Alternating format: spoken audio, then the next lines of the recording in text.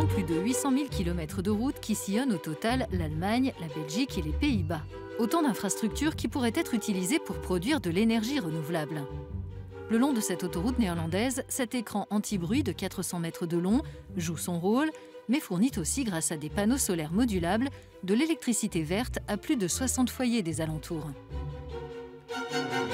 C'est de ce site pilote qu'est né Rolling Solar, un projet européen qui vise à équiper davantage d'infrastructures routières avec du photovoltaïque en améliorant ses technologies, mais pas seulement, comme nous l'explique ce partenaire de l'initiative à Rosmalen, aux Pays-Bas.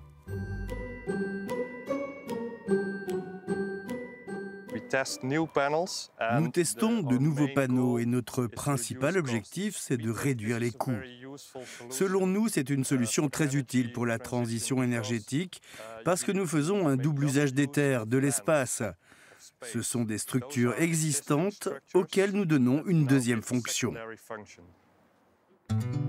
Le coût total de ce projet s'élève à 5,7 millions d'euros, dont plus de 2,8 pourvus par la politique européenne de cohésion. Il réunit une vingtaine de partenaires industriels et laboratoires de 3 pays.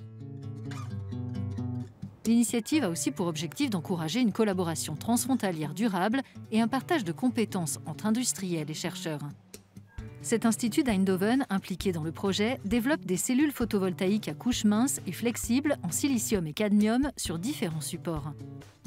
L'ambition, c'est de passer du sur-mesure à la production de masse. Ici, c'est le laboratoire d'intégration. On prédéveloppe le produit final à petite échelle avec des équipements réduits. Puis on teste sa résistance à toutes sortes de conditions environnementales, comme l'humidité et tous les autres gaz, habituellement présents dans l'atmosphère.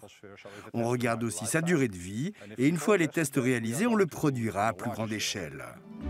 À Genk, en Belgique, un autre mur solaire anti-bruit est installé sur le campus d'Energyville. Il comporte 3 modules munis de différents types de cellules solaires et connectés au réseau électrique. On y contrôle la température et la déformation mécanique, par exemple. Mais on réfléchit aussi à moyen terme.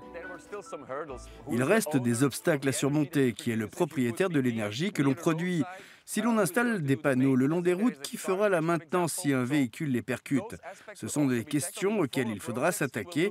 On veut rendre cette technologie moins chère, régler les aspects juridiques et établir des modèles économiques commerciaux.